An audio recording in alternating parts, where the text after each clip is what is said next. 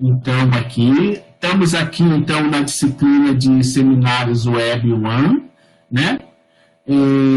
A nossa primeira palestra vai ser com o professor André Luiz Silva da Silva. Ele é professor lá da Unipampa, do campo Caçapava, no sul, no Rio Grande do Sul, né? Então, ele vai falar um pouquinho sobre a EP. A EP é a Atividade Experimental Problematizadora. Em seguida, a gente vai ter, então, uma fala do professor Paulo, né, onde ele vai, então, fazer uma exposição também sobre esse assunto. Né? Paulo, você trouxe alguma apresentação? Na verdade, Sidney, a minha proposta era deixar o André apresentar a teoria e a gente fazer um diálogo entre o que ele vai falar. Porque eu acho assim, eu estou com os alunos depois também, né? Então, não tem problema não. O único problema nosso é que meu tempo limite é exatamente 18 horas. Eu não posso passar 18 horas para usar essa sala. Tá bom? Não tem problema não, tranquilo. O André faz a fala bem tranquilo, e depois a gente vai conversando juntos aqui, sem problema. Então, fique à vontade, André. É um prazer tê-lo aqui, presente aqui na nossa disciplina. Nós temos aqui os alunos. Tem alguém falando aí, ó. Nós temos os alunos aqui do Profiqui da turma 2020. A coordenadora, logo ela vai aparecer, se não já apareceu. É a professora Ana Brígida. Aqui são mais ou menos 22, 23 alunos, mas a gente está tendo hoje um problema de chuva. Pode ser que alguns 2 ou 3 alunos não estão com dificuldade de entrar na sala, tá? Aí por isso que eu estou gravando hoje essa aula. Então você fica à vontade, faz a exposição e depois a gente faz uma roda de conversa virtual aqui. Tudo bem? Perfeito, Sidney. Tá? Bom, então, quem agradece pela oportunidade sou eu, tá? De conhecê-los, mesmo que nesse momento virtual, certo? Gostaria muito de estar aí presente com vocês, de fazer uma discussão que a gente pudesse compartilhar ideias a partir de sensações que surgem no ambiente de presencialidade, mas infelizmente não são as possibilidades não convergem para esse lado nesse momento. Mas, então, como o professor Sidney colocou, tá, eu vou falar um pouquinho para você sobre a atividade experimental problematizada, tá? Nós vamos nos referir a ela muitas vezes ao longo dessa fala, como AEP, tá? E eu já estou trazendo aqui na capa, já estou trazendo aqui no primeiro slide, a proposta que sintetiza o que é a AEP, que se trata de uma estratégia teórico-metodológica ao ensino experimental de ciências. Teórico, porque ela vai versar sobre um planejamento experimental, um planejamento teórico com cunho experimental, com cunho de intervenção. E metodológica, porque nós apresentamos também uma proposta de intervenção pautada por alguns momentos que nós vamos discutir mais à frente, certo? Então, deixa eu registrar novamente meu prazer em estar aqui com vocês e agradecer pela oportunidade de dar visibilidade para a IP e é muito interessante perceber que cada vez mais a própria IP surge como um objeto de pesquisa. E essa é a grande proposta, a proposta central do nosso trabalho.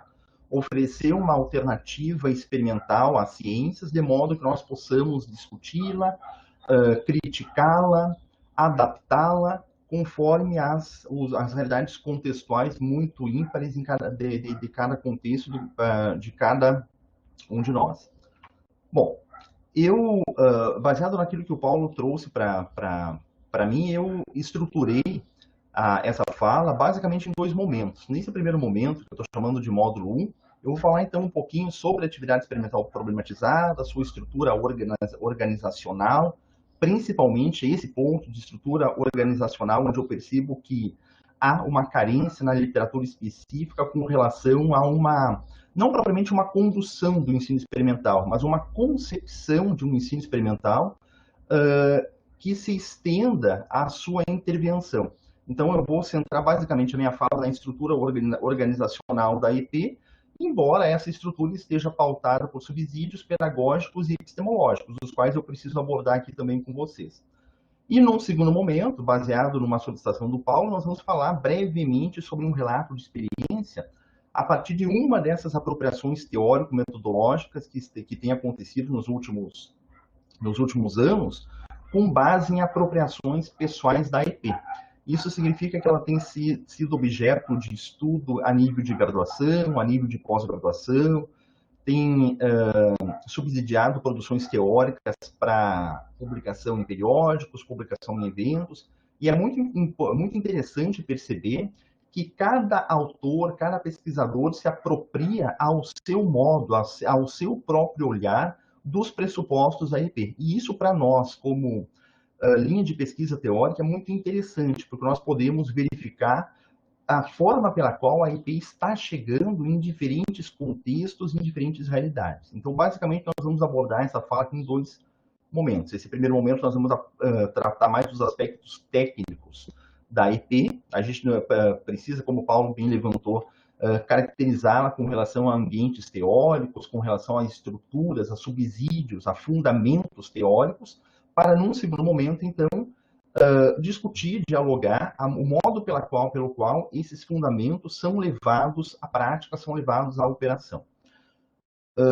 Apesar desse formato aqui ser um formato um pouco mais inclinado para uma palestra, para um seminário, eu quero deixar vocês bem à vontade para fazer qualquer interrupção, para fazer qualquer apontamento, qualquer intervenção, tá? Isso vale para alunos, vale para professores.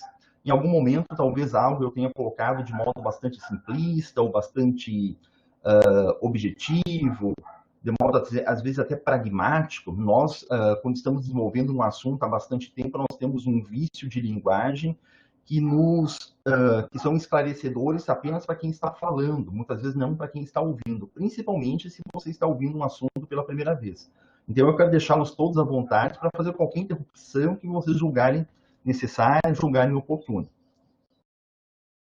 A ideia é fugir um pouco daquele momento convencional de seminários, de palestras, onde muitas vezes o ouvinte sai de um evento com ampla dificuldade de fazer um relato sobre aquilo que escutou. A proposta da IP é justamente o contrário.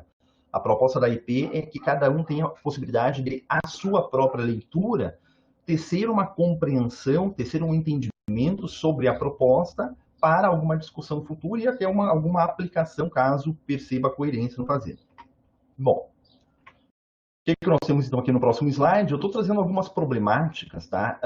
No falar sobre o ensino experimental das ciências, um primeiro ponto que eu até poderia estabelecer na forma de slides também, é ainda hoje uma problemática que é muito maior, é muito mais abrangente do que essas que eu vou levantar, que é a problemática da não existência do ensino experimental de ciências. É muito frequente ainda nós percebemos alunos que chegam numa graduação, professores que chegam para uma formação continuada e trabalham no ensino de ciências e não tem como hábito, não tem como rotina o ensino experimental das ciências. O meu posicionamento com relação a essa questão é muito direto, Nós, como professores de ciências, de química, de física, de ciências biológicas, nós temos o compromisso de apresentar a empiria da ciência. Nós temos como compromisso não apenas utilizar determinadas linguagens a nível de educação básica, principalmente, como a matemática, como a química, como a teórica, mas utilizar da linguagem experimental para mostrar para os nossos alunos outros pontos de vista, outros panoramas, outros prismas de pesquisa que muitas vezes vão favorecer muitas aprendizagens no âmbito da ciência. Então, essa é a grande problemática central. A inexistência do ensino experimental de ciências na frequência que nós gostaríamos. Frente a um segundo ponto, quando essa experimentação existe, quando essa experimentação é levada a laboratório, é levada a ambiente de prática, nós ainda percebemos algumas problemáticas que são graves na perspectiva de um ensino experimental resultar em aprendizagens. E eu trouxe algumas delas aqui, a partir de algumas pesquisas que temos feito, vem frente a muitas outras que poderíamos também abordar. A primeira delas aqui é uma sequência de procedimentos estereotipados, uma série de etapas, onde o aluno vai ao laboratório para seguir um roteiro, e esse roteiro, muitas vezes, ele não requer um entendimento para ser executado, para ser desenvolvido. Então, isso é uma problemática muito séria, que às vezes muitas horas de atividades práticas não convergem a uma compreensão científica que nós gostaríamos. Segundo ponto que eu trouxe aqui são insuficiências teóricas e metodológicas, visto que algumas questões teóricas, algumas questões de cunho conteudinal ou metodológicas com relação a fazeres experimentais, fazeres empíricos, não estão suficientemente compreendidas para serem executadas de um modo mais significativo e menos mecanizado. Um terceiro ponto aqui, com uma problemática grave também, é a restrição da experimentação à observação, à medição, a classificações, a coleta de dados, a procedimentos muito próximos à pesquisa no âmbito das ciências, a pesquisa científica, a pesquisa dos laboratórios de ponta em relação à ciência, mas muitas vezes muito distante dos movimentos voltados, inclinados para a aprendizagem das ciências. Então, uma centralidade muito focada no método científico, muitas vezes ela acarreta um ponto que vai se aproximar desse ponto 1 aqui. Uma sequência de etapas, mas muito mais mecanizada, muito mais tecnicista, muito mais determinística do que com potencialidades pedagógicas. Também estou trazendo aqui uma distância aos conteúdos teóricos de suporte. Muitas vezes nós percebemos um distanciamento entre aquilo que é feito em laboratório frente aos conteúdos teóricos que deveriam dar suporte, que deveriam qualificar as ações experimentais. Um ponto 5 aqui, um quinto ponto, a inexistência de momentos de sistematização e de socialização, reflexão pós-experimento. E eu me coloco aqui como professor de educação básica por muitos anos, até colega do Paulo aqui por um bom tempo de educação básica, uma década, pelo menos, de contato na educação básica, onde muitas vezes eu fiz isso. Eu, propriamente, conduzi atividades experimentais, onde eu tinha um determinado tempo, assim como é a realidade dos professores da educação básica do nosso país, nós temos um tempo limitado para ter contato com nossos alunos. Aquele tempo limitado, muitas vezes, ele não é o suficiente, não é nem adequado para uma proposta experimental, e nós nos vemos numa situação de abortar algumas discussões, abortar algumas reflexões, para dar conta de concluir uma proposta experimental a ponto de não nos atentarmos ao quanto significativa, o quanto de entendimento essa proposta está gerando aos nossos alunos. 1.6 aqui, ainda uma visão ingênua, predominante com relação ao aprendizado científico, que o conhecimento pode ser elaborado espontaneamente, individualmente, por meio do fazer, por meio do desenvolver, que naturalmente essa relação, essa captura a conhecimentos teóricos básicos vão ser desenvolvidas pelo próprio aluno, pelo próprio senso cognitivo do aluno, e muitas vezes isso não é tão simples conforme aparenta. Muitas vezes até o fazer experimental ele surge como um engodo com relação a compreensões. O aluno fazer algo conforme um roteiro, conforme está programado em um roteiro, muitas vezes está muito distante ainda de uma avaliação capaz de nos dar conforto como professores para apontar um certo entendimento daquilo que foi feito. E o ponto 7, finalmente, chegando nele, que é o ponto onde a EIP ganha consistência. É a carência de uma organização teórico-metodológica subsidiada por fundamentos pedagógicos e epistemológicos. É justamente ao ponto 7 que a AIP, a proposta que eu vou discutir com vocês nessa tarde, vai encontrar uma aderência. Nós vamos, então, por meio da IP, buscar resolver ou buscar uma proposta de resolução a essa carência de uma organização teórico-metodológica, isto é, de uma proposta experimental que tenha um planejamento consistente e uma proposta de intervenção capaz de gerar aprendizagens significativas, capaz de gerar aprendizagens psicológicas pelos nossos alunos. Essa proposta, então, ela está subsidiada por fundamentos pedagógicos. Por que fundamentos pedagógicos? Porque o nosso processo, o nosso objetivo como professores de ciências, se não deveria ser não apenas ensinar, mas desenvolver aprendizagens. De acordo com a teoria da aprendizagem significativa, que é o fundamento pedagógico que subsidia a EP, nós podemos ensinar e alguém, evidentemente, pode não aprender. O verbo ensinar não remete uma relação causa e efeito ao verbo aprender. Então, o nosso compromisso ao entrar para um laboratório, ao entrar a uma sala de aula, é um compromisso de um ensino qualificado a ponto de gerar aprendizagens.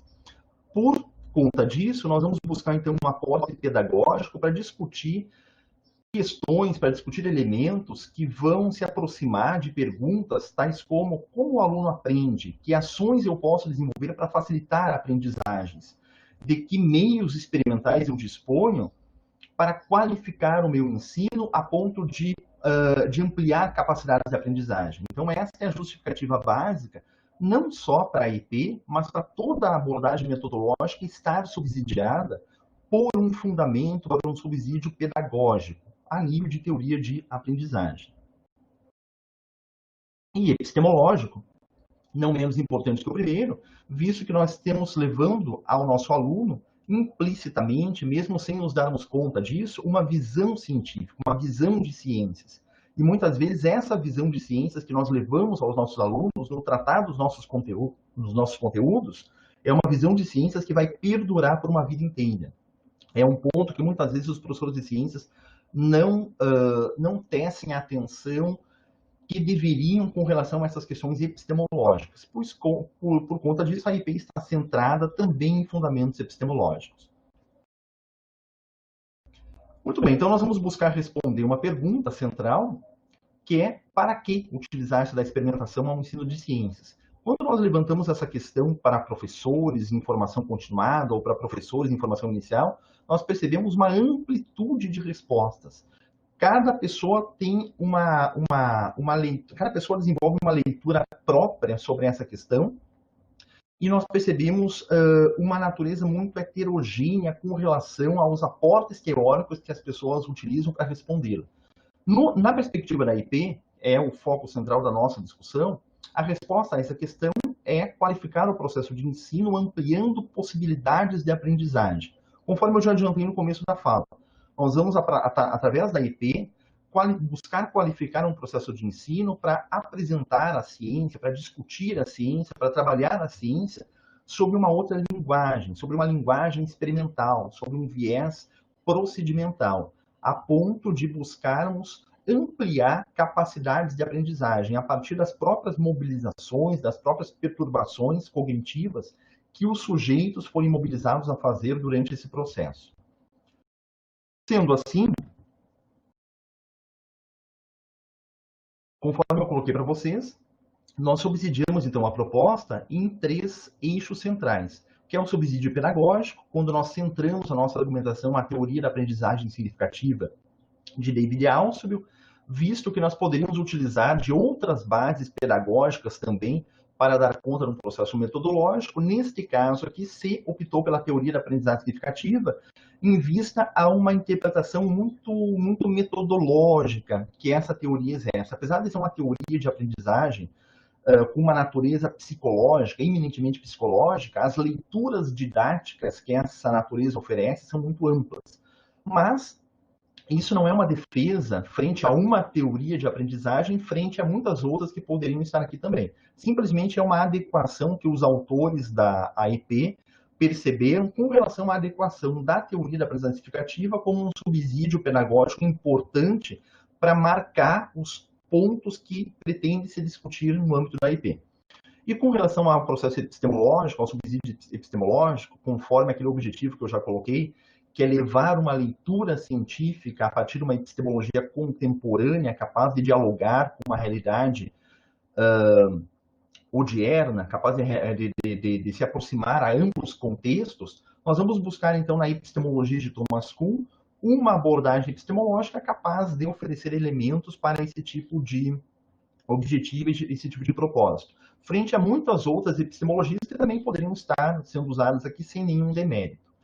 Feito isso, nós vamos, então, utilizar de ambos os subsídios, o pedagógico, com base em perspectivas de aprendizagem, o epistemológico, com base em perspectivas de uma leitura científica, para estruturar uma proposta cunhada como atividade experimental problematizada no seu planejamento e no seu desenvolvimento, ou seja, na sua preparação teórica e na sua condução empírica, na sua condução experimental. Conforme eu disse para vocês, pelo tempo que eu tenho, eu vou falar muito brevemente, de modo muito simplificado, com relação tanto ao subsídio pedagógico como ao subsídio epistemológico, visto que a minha proposta nesse momento, nesse espaço, é concentrar uma atenção mais efetiva na organização, na estrutura, nos elementos organizacionais da IP, certo?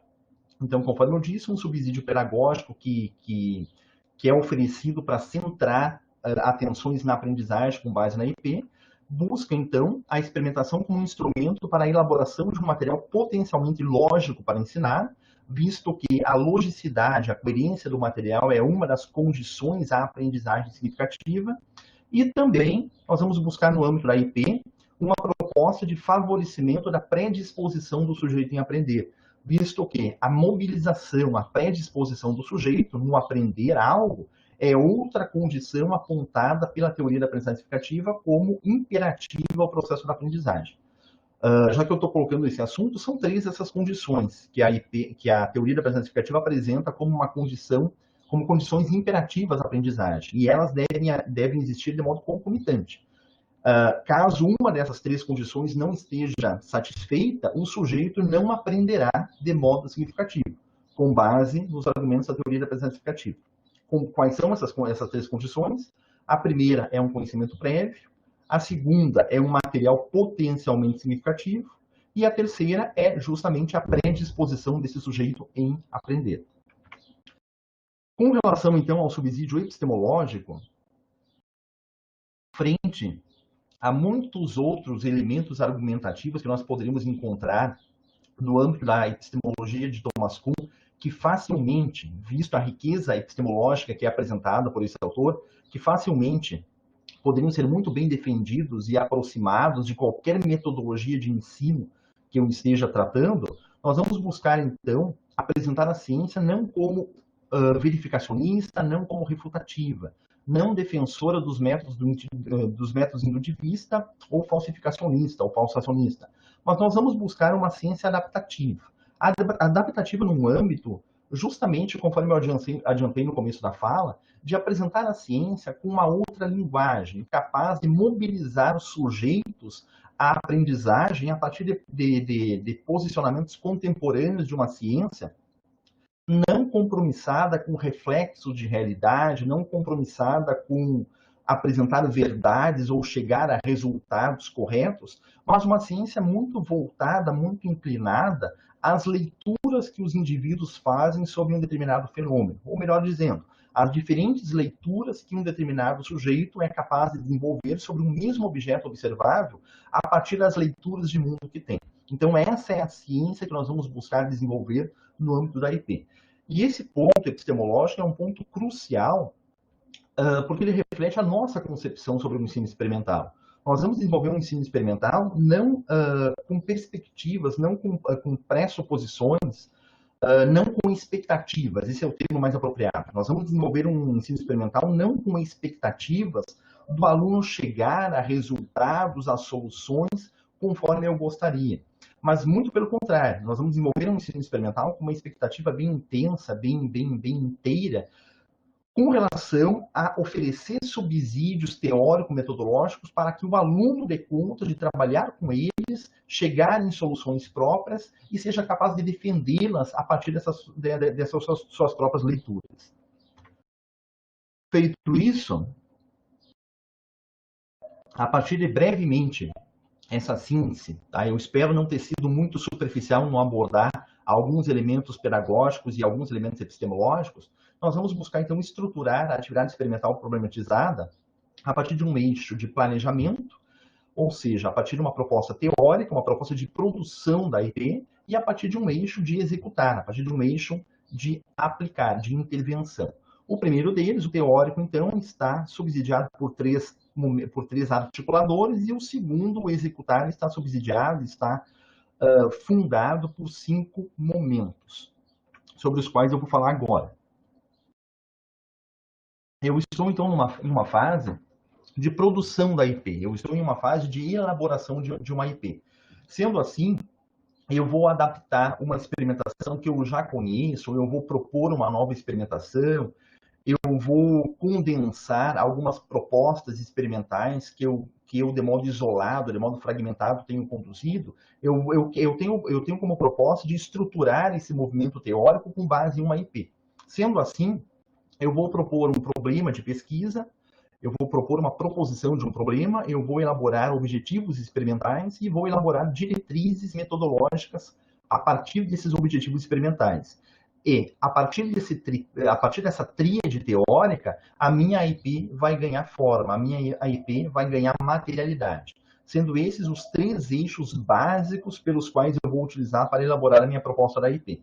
Eixos básicos, porque poderão haver outros. Frequentemente, nós vamos propor um título para a nossa IP, nós vamos propor uma referência teórica para a nossa IP, nós vamos propor uma listagem de materiais, de reagentes que vão dar conta daquilo que você propõe, mas esse é o ponto básico, esse é o subsídio crucial para que nós tenhamos um compromisso teórico, tenhamos um conforto, uma confiança teórica para chamar a nossa proposta experimental de uma atividade experimental problematizada. E quando a gente está pensando no aplicar da IP, na proposta empírica da IP, nós vamos então pensar em 5 momentos, em 5 etapas, com relação ao nosso executar da atividade experimental. A primeira delas, então, é uma discussão prévia. Nós vamos, nesse primeiro momento, caracterizar aquilo que pretende ser discutido a nível de laboratório ou a nível de ambiente experimental, os conteúdos teóricos de suporte, de modo que muitas dúvidas sejam previstas nesse primeiro momento, um momento de discussão prévia. Principalmente se essas dúvidas estiverem mais voltadas para questões de instrumentação, para questões de manipulação, de calibração, para questões de infraestrutura. Nós percebemos que esse tipo de questão, muitas vezes, ele desviam olhares pedagógicos muito importantes, onde o aluno gasta um tempo muito grande resolvendo problemáticas instrumentais do que propriamente refletindo sobre os resultados que estão sendo gerados. O segundo ponto, então, é a organização, o desenvolvimento da atividade, onde propriamente o professor vai desenvolver essa atividade junto aos seus alunos, de acordo com o seu próprio ambiente. O terceiro ponto, então, é o retorno ao grupo de trabalho. Os alunos vão retornar ao grupo de trabalho após manipulações experimentais. O quarto ponto é o momento da socialização e fechamos pelo momento da sistematização. Esses elementos eu vou detalhar um pouquinho mais à frente. Voltando, então, para as questões teóricas, para as questões do planejamento da IP, conforme eu já coloquei para vocês, eu vou planejar a IP a partir da proposição de um problema. A partir dessa proposição de problema, vamos propor um objetivo experimental, do qual vão derivar diretrizes metodológicas. Basicamente, nós temos defendido que a IP ela se configura a partir da proposição de um problema. Até um ponto bem importante de confusão com relação à escrita sobre o processo, visto que esses termos se assemelham linguisticamente, que é o problematizado e o problematizador. São pontos, são escritas similares, conforme eu estou colocando, mas tem bases teóricas, tem fundamentos teóricos muito distintos e, principalmente, proposições metodológicas também distintas. Quando eu falo de algo problematizador, algo que está sendo, algo que é problematizador, que não é o caso da IP, algo problematizador, nós vamos, a partir de uma experimentação, buscar um problema, identificar problemas. Isso é o problematizador. E eu poderia encontrar lá elementos teóricos, subsídios teóricos na educação problematizadora de Freire, por exemplo, que é uma fundamentação teórica que não é a fundamentação teórica que está presente aqui na IP. Porque nós falamos sobre a atividade experimental problematizada. Esse é o ponto crucial da questão. Algo problematizado significa que algo partiu de um problema. Então, eu tenho no âmbito da IP um problema, a elaboração de um problema, a proposição de um problema, e a partir dessa proposição de um problema, nós vamos buscar uma das amplas possibilidades de apresentar solução a esse problema por um viés experimental. Eu tenho colocado para meus alunos que a partir de um problema, eu poderia buscar uma solução a partir de um viés teórico, a partir de entrevistas, a partir de saídas de campo, a partir de uma pesquisa bibliográfica. Mas no caso da IP, a partir dessa proposição de problema, nós vamos buscar uma forma de solução a partir de um viés experimental. Essa é a espinha dorsal da atividade experimental problematizada. Nós vamos elaborar, encontrar, propor um problema e a partir desse problema nós vamos ao laboratório ou nós vamos ao ambiente de prática para, frente a muitas outras possibilidades, buscar uma alternativa consistente para dar conta de oferecer uma solução àquele problema. E vejam bem que eu estou falando uma solução, não a solução, porque eu não tenho expectativa de a solução. Eu tenho expectativa de que os alunos façam amplas leituras e amplos movimentos cognitivos a partir daquilo que é proposto e tenham condições de defender argumentos próprios, argumentos genuínos, mesmo que esses argumentos sejam muito diferentes e muitas vezes muito distantes daquilo que foi proposto a nível de problema. A partir dessa proposição de problema, então, nós vamos elaborar um objetivo experimental para tentar fechar um pouco mais as nossas argumentações, para tentar fechar um pouco mais aquilo que você pretende levar a nível experimental. E, a partir desse objetivo experimental, nós vamos buscar, então, diretrizes metodológicas, que são indicações procedimentais, que são alternativas pelos quais o aluno poderá seguir para responder ao objetivo experimental e, a partir da compreensão deste, chegar a uma possibilidade de solução ao problema. Aí entra um ponto importante, que a gente poderia aqui falar com bastante calma e demandaria um tempo muito alongado. O resolver diretrizes metodológicas, tal qual foram propostas, nós percebemos que muitas vezes o aluno vai ao laboratório e ele tem culturalmente a tendência de buscar uma rota procedimental para dar conta no laboratório. Mesmo que no âmbito da IP ele desenvolva as diretrizes tal qual elas foram propostas, ele vai chegar a uma solução, vai chegar a uma resposta, vai chegar, digamos, em um ponto final ao problema experimental, mas não propriamente vai chegar a uma solução, a um objetivo experimental, mas não propriamente ao problema.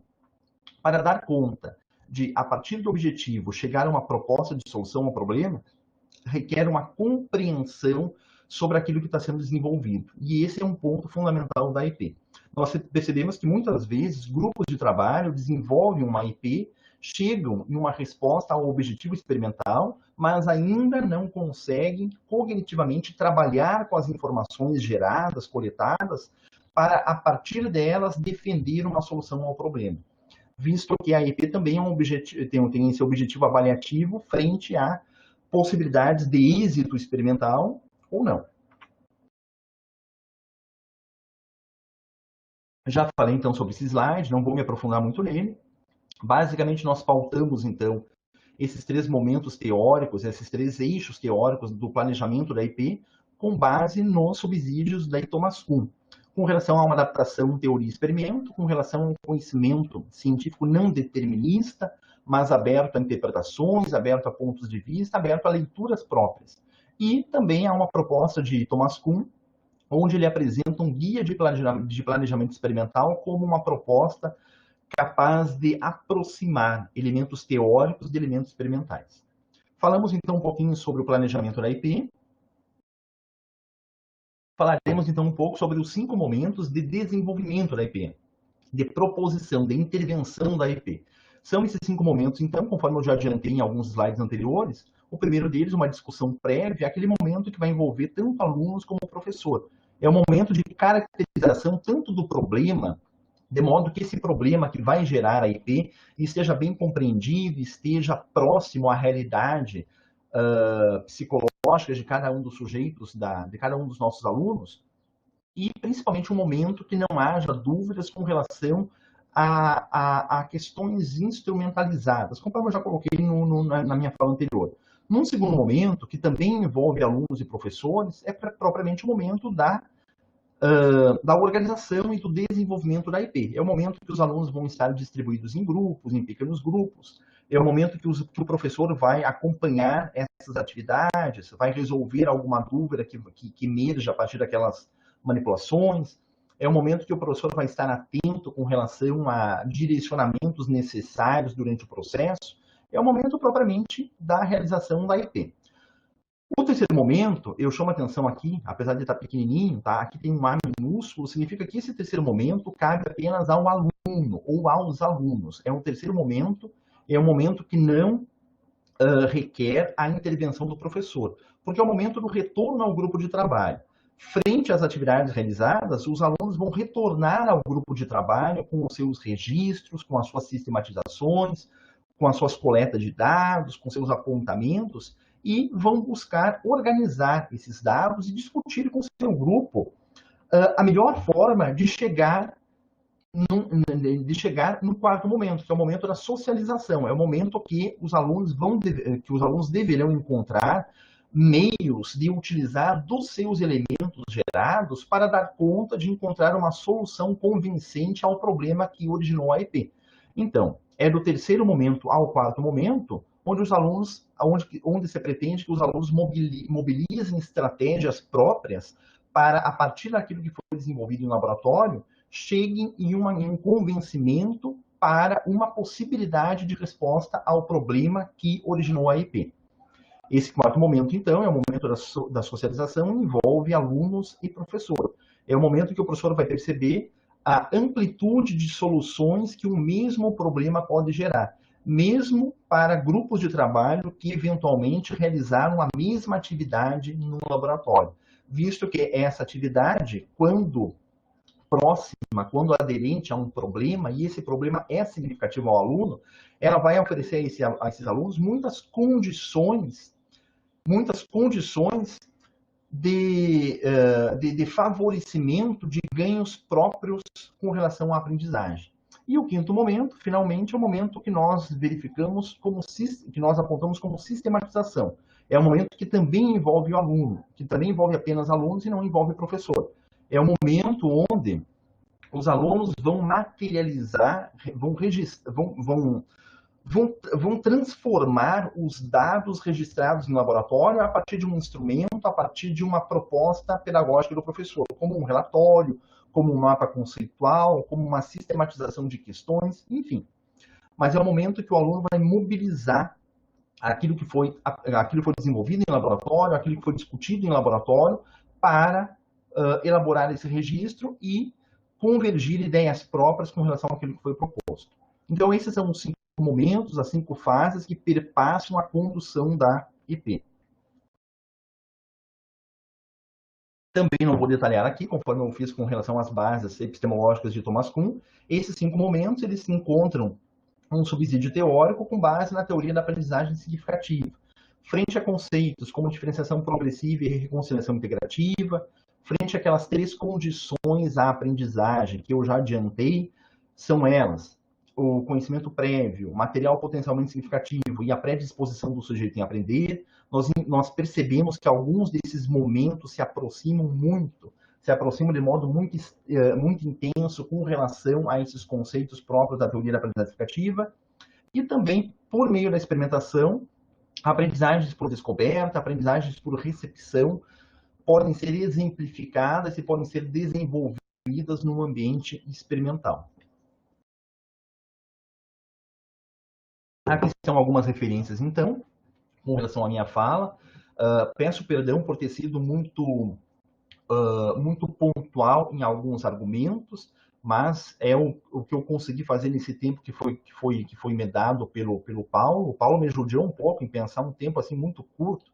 Eu precisaria de umas 4 horas para falar sobre o assunto, mas o Paulo me deu 30 minutos, então eu tive que fazer quase como uma ruptura epistemológica intensa. Mas eu coloco para vocês, o Paulo é um dos autores que tem pesquisado, que tem publicado comigo o assunto. Vocês vão encontrar detalhamentos teóricos já publicados sobre tudo aquilo que eu abordei, com base nos próprios interesses que foram gerados. Daqui a pouco algum ponto foi abordado e repercutiu com maior importância elementos com relação à epistemologia, elementos com relação à pedagogia com base na teoria da aprendizagem educativa ou a própria experimentação em si. Vocês vão encontrar um respaldo na literatura hoje que nos permitem, com bastante conforto, oferecer a ponto de caracterizar a EP com relação às suas bases genuínas. Então eu fico, digamos, um pouco... eu justifico um pouco tendo abortado alguns elementos que poderiam ser muito mais discutidos em virtude desses subsídios teóricos que estão aí já na literatura específica, já estão aí publicados para serem discutidos, para serem lidos, para serem apropriados. E para eu fechar, então, vou falar brevemente sobre o relato de experiência, tá? A partir de um artigo que uma orientanda minha publicou há alguns semestres atrás, a partir de uma aplicação da IP. Eu vou pedir, então, para o professor projetar o artigo. Professor Sidney, projetar o artigo. Você quer que a gente coloque aqui, trocar? Pode ser, Sidney, pode ser, por gentileza. Deixa eu só botar aqui para trocar. Você teria o acesso também. Aqui é o seguinte, vai ter que botar ele assim esticado. Por que você pagou todas essas coisas amarelas assim? Isso. Na verdade, é um problema de configuração, aí de conflito de... na hora de gerar o PDF, entendi. Isso, eu não borrei, na verdade, eu fiz um realce. Tá, eu fiz um realce, então agora entendi agora a história. Eu fiz um realce para...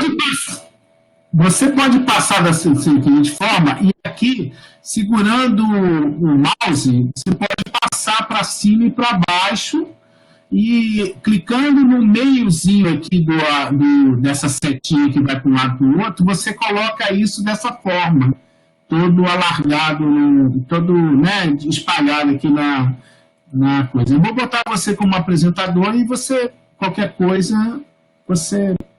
Entendeu? Tem uma setinha aqui no cantinho? Tem uma setinha embaixo? Isso, pronto. Aí você tornou ele mais expansivo. E agora você pode ir apertando com o mouse, você pode seguir para cima e para baixo, entendeu?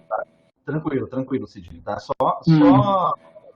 Deixa eu só retomar uma questão aqui. E essa setinha aqui do lado é para baixar o arquivo, quem queira baixar, né? Tanto a apresentação quanto o arquivo eu botei. Tá, eu vou fazer o seguinte, eu vou limpar as anotações aqui, tá? Deixa eu ver se eu vou conseguir limpar essas anotações. Tá? Porque ele não vai, nesse modelo, ele não é editável, né? Nesse modelo de compartilhamento eu não vou conseguir remover esse realce, porque a partir do realce ele bloqueou. Tá, mas não há problema quanto a isso, professor. A gente pode colocar assim, ó, ao invés de eu percorrer o artigo e detalhar alguns pontos que eu marquei no artigo, eu posso falar, visto pelo adiantado da hora, eu posso falar brevemente sobre alguns pontos que eu abordaria aqui nessa proposta. O artigo eu vou disponibilizar para ele estar publicado, eu vou disponibilizar para vocês, tá, para todos que estão aqui ouvindo. Frente a esse artigo, eu fiz então algumas marcações para chamar a atenção em alguns movimentos. Eu tenho esse artigo aqui, se você quiser, né? André. Eu coloquei ele porque eu dei para eles lá. Só um detalhe, o tempo anterior que nós tínhamos era menor. O professor Sidney, ele dilatou um pouco o nosso tempo de participação, exatamente para proporcionar uma roda de conversa mais produtiva. Tá? A culpa não foi do Paulo, foi minha, porque ela tem 1 hora, mas a gente fez um acordo todo aqui com a Ana Brígida na aula anterior e a aula posterior, então ficou de 16 a 18. Eu só não posso passar de 18. 18 não posso. Não, eu de minha parte, eu estou disponível para ficar com vocês aqui o tempo que vocês acharem adequado, tá? E o tempo que vocês tiverem paciência também.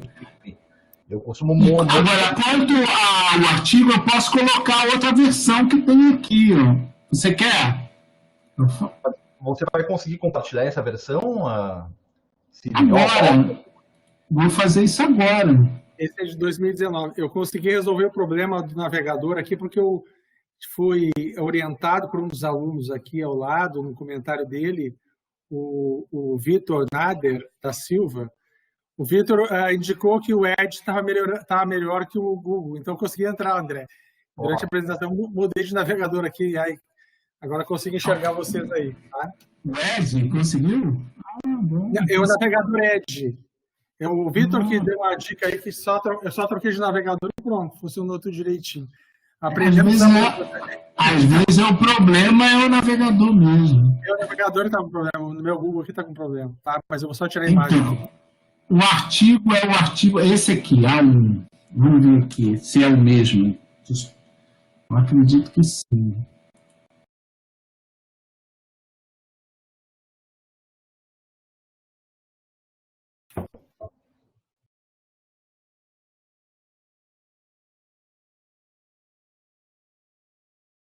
É esse? Esse é de 2017. É esse? Deixa eu verificar aqui. Tá. Não, esse é 2017. Me perdoe. Não é esse, mas não há problema quanto a isso. Isso não vai impedir que eu aborde os pontos que eu gostaria de abordar aqui para, digamos, buscar um relato de experiência a partir daquilo que eu abordei, tá? Não se preocupe. Você quer passar o outro ou quer passar esse, André?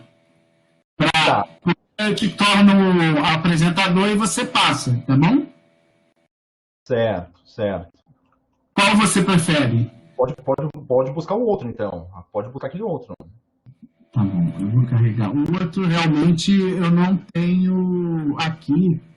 Não percebi que era que é também do ensino por investigação. É lá pela aquela revista do ensino, experiências de ensino de ciências, né? Isso. Tá, mas eu acho que pela revista, pelo periódico, você vai ter dificuldade de encontrar. Vamos fazer assim, tá. Eu vou remover os real. Pronto, tá aí.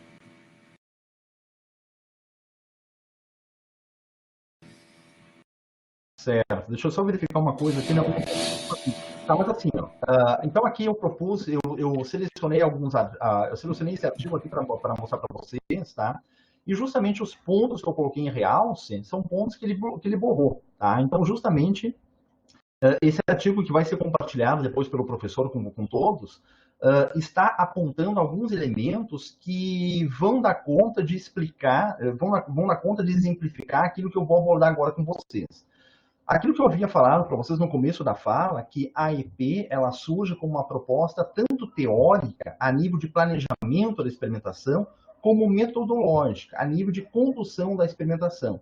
Então, nós temos percebido que muitos alunos vão se portar em um eixo ao invés de outro. Por exemplo, eu tenho orientando... André, oi, Paulo. André, só um minutinho. Eu mandei para o Sidney esse artigo de 2019, agora sem esses grifos, tá, Sidney? Tá contigo aí. Tá, você quer projetar então aqui, Sidney?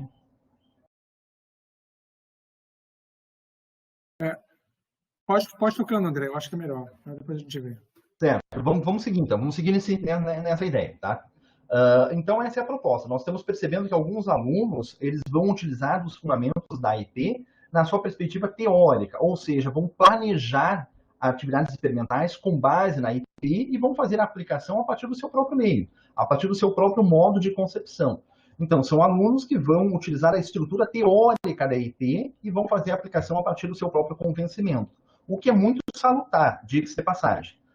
Ao passo que outros alunos, por exemplo, eles vão planejar uma experimentação ou vão desenvolver uma experimentação que já está planejada, que já está estruturada teoricamente, e vão conduzi-la a partir dos pressupostos da IP. Então, é outra forma de você utilizar os fundamentos da atividade experimental problematizada, que também é muito viável e nos permite ter um diagnóstico muito importante, muito interessante. Outros alunos vão fazer adaptações, vão buscar eixos teóricos, vão buscar eixos metodológicos e vão buscar adaptações com relação àquilo que os convence mais, com relação àquilo que eles percebam de maneira mais favorável, mais qualificadora aos processos do ensino, aos processos da aprendizagem.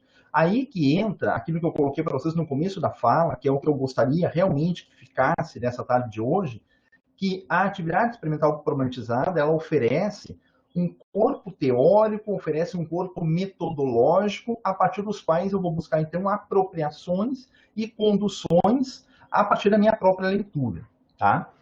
Então, aqui, o artigo está compartilhado, o pessoal compartilhou lá, então aqui eu já consigo fazer manipulação, tá? Então, esse artigo que eu trouxe aqui para mostrar para vocês é um artigo intitulado Potencialidade de um plano de ensino pautado na atividade experimental problematizada, a alfabetização científica em química. Tá? Foi publicada na revista Experiências de Ensino de Ciências, lá em 2019. É um artigo de uma orientanda de graduação minha, a Jaqueline, que fez uma apropriação teórica tanto no planejamento quanto no desenvolvimento da IP a partir da sua própria leitura, a partir do seu próprio contexto. Então, ela já vai utilizar os fundamentos da IP, se apropriar deles e, a partir dessa apropriação, levar a IP ao seu público-alvo. Eu fiz algumas marcações aqui muito singelas com relação, tá, àquilo que eu pretendo mostrar para vocês aqui do artigo. Certo? Deixa eu verificar aqui.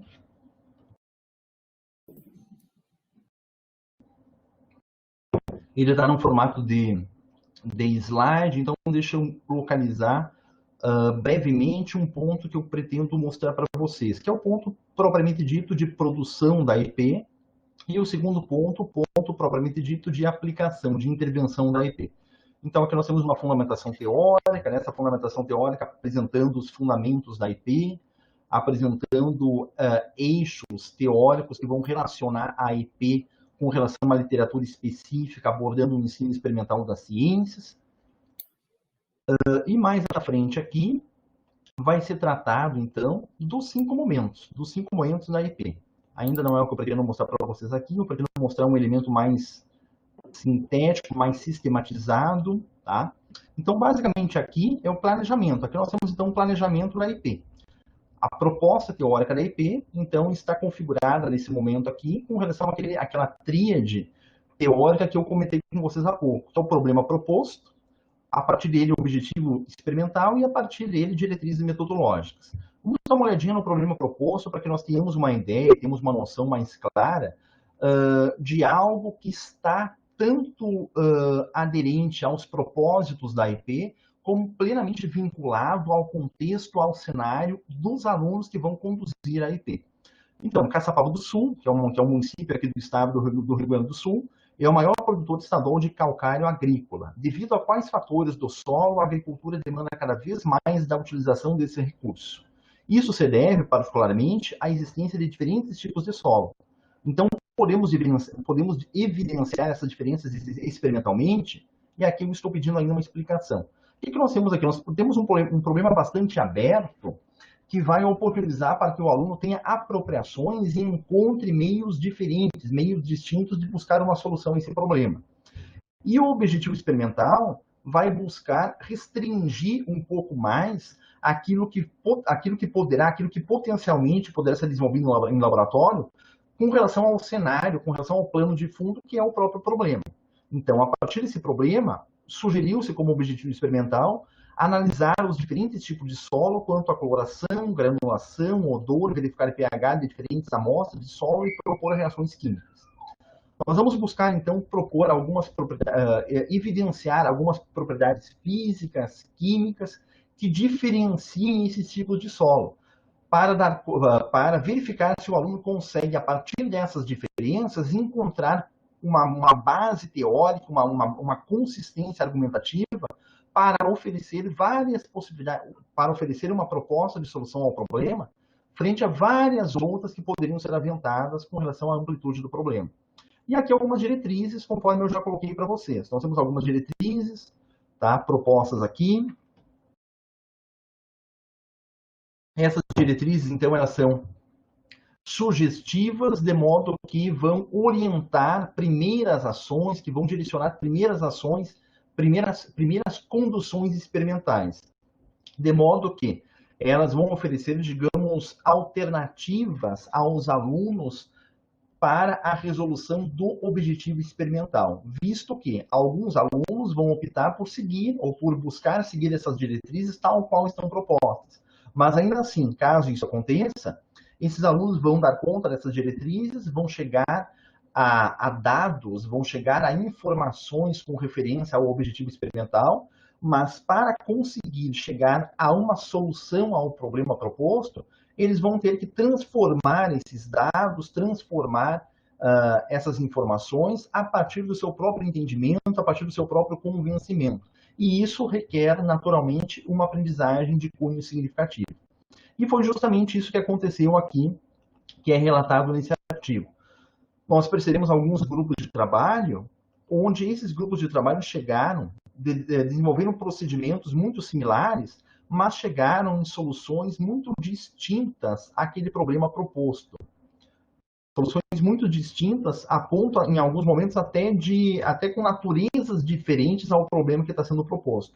Alguns alunos abordaram questões mais técnicas com relação à acidez, à basicidade. Outros alunos buscaram elementos mais contextuais com relação a tipos de solo, a cultivo. E é muito interessante essa leitura que os alunos fazem com relação a essas apropriações. Se nós pegarmos aqui, por exemplo, uma fala aleatória de um aluno que eu estou buscando aqui, O pH da água para consumo deve estar em 6,5 e 8,5. O pH da água da piscina deve estar entre 7,2 e 7,6.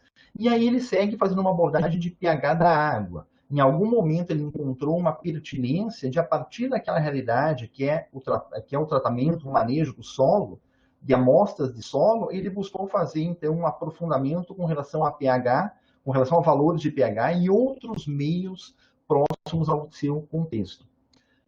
Então, esse é o texto, tá? Basicamente é isso que eu gostaria de colocar para vocês. O artigo vai ficar disponibilizado, o artigo está disponibilizado, está publicado. Nós temos um grupo de pesquisa que está estruturando, que está sistematizando muito material teórico acerca da IP.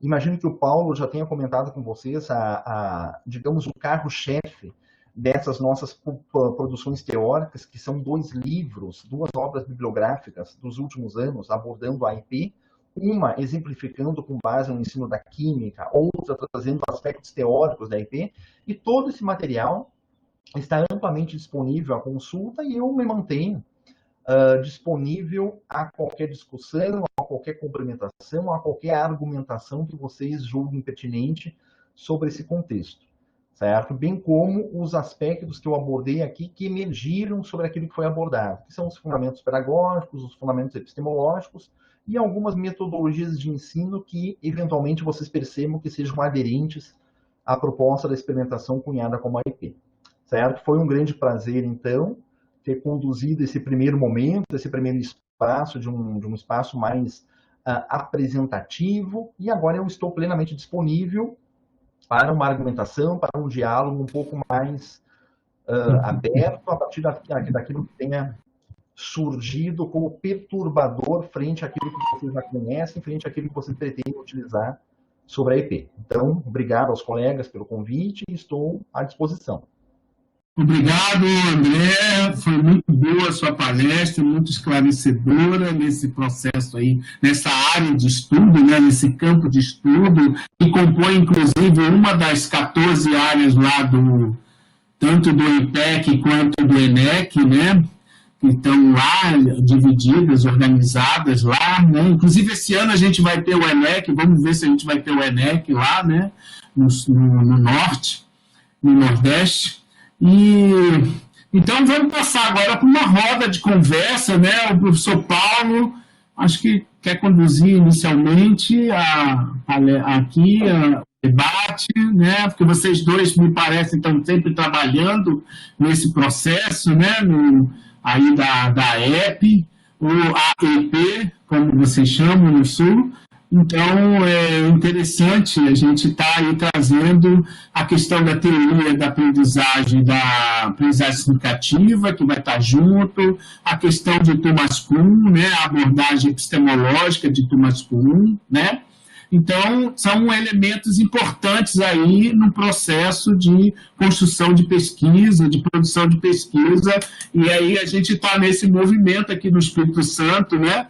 Tanto nesse programa do Profiqui, que, digamos, se concentra mais no ensino de química, quanto também lá no Educimat, com a educação em ciências e matemática, né, onde a gente também tem trabalhado com esse movimento aí do ensino de ciências, né, embora a gente tenha mais 3 programas no Estado que também se dedicam ao ensino de ciências, né. E aí a gente vai passar a palavra para o Paulo, né, para tentar ver se a gente esquenta essa fogueira aí. Bom, Sidney, obrigado, né? André também, bom te reencontrar ainda aqui à distância, né?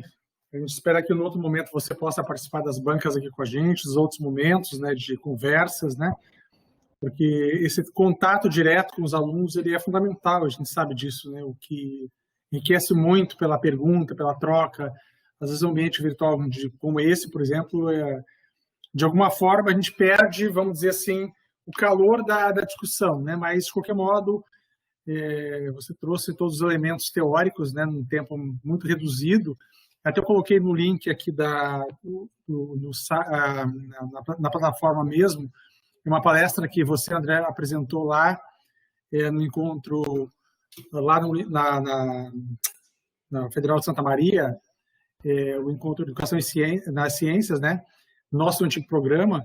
Então, lá você tem 1h40, você teve mais tempo de exposição para os alunos aí que quiserem acessar depois e ouvir com mais detalhes, né, a tua fala. E hoje a gente está aqui numa espécie de uma roda ampliada, né, e você trazendo alguns elementos para a gente poder fazer uma dobradinha aqui entre nós dois, conversando com os alunos, com o Sidney.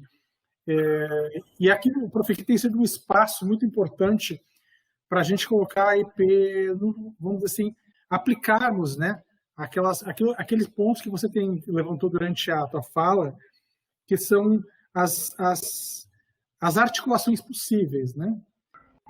Nós estamos finalizando agora, na próxima segunda-feira, no dia 28, estão todos convidados também para assistir, a defesa do Daniel Guarsoni, e o Daniel fez uma aplicação da IP articulado com a BRP, que é a abordagem baseada em resolução de problemas, né, junto com o CTSA. São diálogos, assim, um pouco, a princípio, um pouco complexos, no sentido de que, bom, a gente muitas vezes também se restringe a um corpo teórico fechado, né, e isso é compreensível para a ciência, porque a gente se doutrina a isso, né, mas, de alguma forma, a experimentação, ela carecia de um olhar, né, que é o que você trouxe, André, trouxesse alguma coisa também autóctone, né, alguma coisa nossa, né.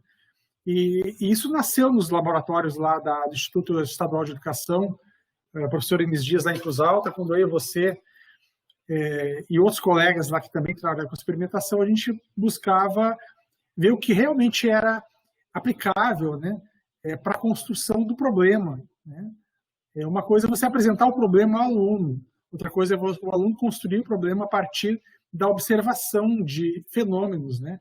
Então, esse é o ponto de partida, que talvez você explicou muito bem, a diferença, onde está localizado o problema, a questão problema, que vai gerar uma discussão e uma construção teórica, né? A IP, ela, como você mesmo trouxe, a gente observando o ensino de química por um quarto de século, você um pouco menos, porque você é bem mais novo que eu, mas a gente pode observar assim, a grande dificuldade que professores de química têm, né, de trazer a questão da experimentação para a sala de aula, né? Eu acho que esse é um ponto que nós sempre nos questionávamos lá no Sul, o quanto era necessário realmente que a experimentação se tornasse algo vivenciado no ambiente de sala de aula e em todos os níveis, né? Não só no nível de ensino médio. Nós temos uma pesquisa que está agora sendo finalizada, com a orientação minha da Fabiana, que é a orientação do trabalho da Paula Vivaldi. A Paula Vivaldi faz uma aplicação da IP no 5º ano, né? E foi um trabalho muito interessante, assim, a gente verificar as possibilidades que a IP tem para outros níveis também, não só de nível médio, nível superior. Eu tenho aplicado lá na Universidade Federal, aqui na UFES, desde que eu entrei em 2017 na universidade, já são 3 anos que eu tenho aplicado na disciplina de pesquisa e prática pedagógica do ensino de química, a IP. E eu tenho tornado a IP prática como a minha teoria, né, e a minha metodologia de trabalho na formação de professores, né, de química. Então, nós temos observado assim, os resultados que ela produz na prática, né? O Daniel fez agora a apresentação, o trabalho dele de pesquisa, aplicando a IP, discutindo a questão do sódio, né? Então, são articulações, né? A gente não tem assim a pretensão de fecharmos questão sobre termos uma teoria fechada que não receba outras contribuições, mas, de fato, o que nós temos verificado é a funcionalidade, né? A IP funciona. Eu tenho testado isso com outros alunos. Nós estamos agora com um grupo de novos alunos ingressando na turma de 2020, né? O Marcelo, o Ride e mais um aluno, o Giliardi, que vão também trabalhar com a IP, junto com a orientação minha da Fabiana. Então, nós montamos uma equipe de trabalho aqui no Profic, e eu e a Fabiana estamos trabalhando, fazendo uma dobradinha, testando, né, a aplicação da IP no contexto do ensino de sala de aula, né? A gente quer ver se realmente funciona isso na sala de aula. E um trabalho bacana, assim, que foi uma experiência muito rica mesmo, foram de 2 alunas um trabalho de TCC que que a Fabiana orientou e eu que orientei, de 2 alunos, a Késia e a Keisla, que fizeram uma aplicação da IP no contexto de uma escola indígena. Eles trouxeram a problematização da questão da produção da mandioca, né? Então, a casa de farinha, por exemplo, se tornou nosso laboratório, né? Nós temos todas as testagens experimentais, verificando quais seriam a possibilidade de se fazer experimentação com alunos de 9º ano, né? Usando, evidentemente, que produtos que não fossem problemáticos para o ambiente de sala de aula, e nós usamos produtos cotidianos, trazendo a aplicação da IP no contexto da escola indígena. Fica um trabalho assim, extremamente rico, né? Então, eu estou dando alguns depoimentos, porque nessa roda de conversa, você, André, traz a parte teórica e também a parte de aplicação, né? Teórica, metodológica e as aplicações. Mas a gente tem visto assim, que, em termos de pesquisa, que é o que eu me propus a fazer aqui no Profiqui, e também lá na UFES, né? Nós temos acompanhado os resultados, né? Acompanhado os resultados favoráveis, né? E evidentemente que, como a EP ela tem essa capacidade também de trabalhar as contribuições e as articulações necessárias para a sua funcionalidade, posso dar esse depoimento no momento oportuno, quando eu for trabalhar com os alunos dessa turma de 2020 do Profiqui. Pretendo trazer alguns resultados, sim, e alguns depoimentos também, né, dos trabalhos que estão sendo finalizados e os trabalhos que estão sendo preparados para a aplicação da IP. De agora, de imediato, então, nós temos 2 trabalhos fechando.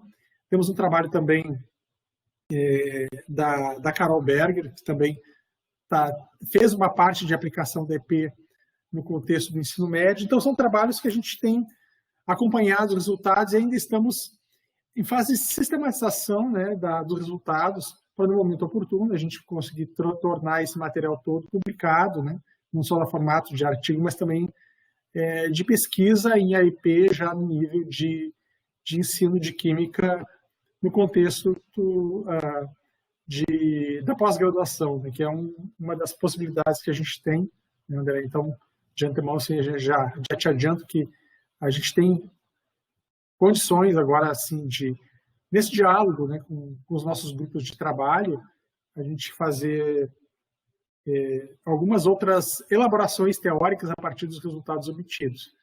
Mas, de fato, o que a gente tem observado é que, tanto no contexto do ensino fundamental, quanto do ensino médio, e também na formação de professores, a IP tem sido uma ferramenta importante de trabalho, né? Tendo em vista que ela foge daquele modelo, né, que a gente tem sempre criticado, que é o modelo de receita de bolo, né? É uma das questões graves que eu vejo na experimentação, quando nós tornamos o laboratório, né, apenas um espaço de aplicação de roteiros fechados, né, de roteiros onde você tem ali vamos dizer assim, um receituário a ser aplicado, né, com resultados previsíveis, né? A IP, na verdade, ela começa, a gente não sabe muitas vezes o resultado final, porque o problema vai ser proposto no prosseguimento da pesquisa. Então, aparentemente, no primeiro momento, parece que traz uma certa insegurança, mas, na verdade, ela traz uma questão daquilo que são os conhecimentos prévios do aluno, né? O aluno, ele não é uma tábula rasa, ele não traz o seu conhecimento de formação, seja ele no nível médio, no nível superior, ele não está zerado no conhecimento de ciência, né? Então, é interessante que ele proponha essa pergunta, e é interessante que ele participe desse processo de modo proativo, né? Acho que um dos grandes problemas da ciência hoje é essa ciência que desce, né, daquele que detém conhecimento para aquele que recebe conhecimento.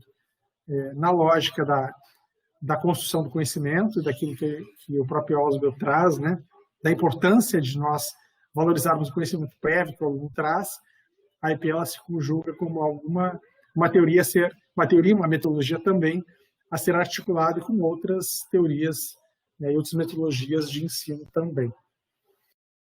André. Eu acho que você coloca vários pontos importantes, Paulo. Essa questão da amplitude de relacionalidade teórica, metodológica, de nós encontrarmos pontos de contato entre a IP, por estar sendo considerada por nós como uma metodologia ativa e defendida como uma metodologia ativa, encontrar elementos que a aproxime de outras fundamentações, de outras estruturas, conforme a própria dissertação do Daniel que você colocou, que busca lá uma ênfase à resolução de problemas, são possibilidades assim plenamente plausíveis de serem investigadas, de serem trabalhadas. E isso vai ao encontro daquilo que eu coloquei no começo do processo, que é muito importante, é muito prazeroso, até diria, trazendo para uma questão assim mais ontológica realmente, perceber as formas pelas quais as pessoas se apropriam daquilo que nós estamos, daquilo que em algum momento nós propomos, a partir da nossa própria leitura. Tá? E isso também se aproxima de uma pergunta que muitas vezes é feita nesses momentos, assim, quando a gente está apresentando temáticas, abordando a IP, para pessoas que em algum momento talvez não tenham tido contato com essa base teórica, de onde surge a IP? Como surge a IP? Quais são as raízes da IP? E justamente a IP ela vem a partir de um fazer experimental. Então a gente poderia colocar de maneira mais objetiva, mais sucinta possível, que a IP, a atividade experimental problematizada, ela surge a partir de um fazer.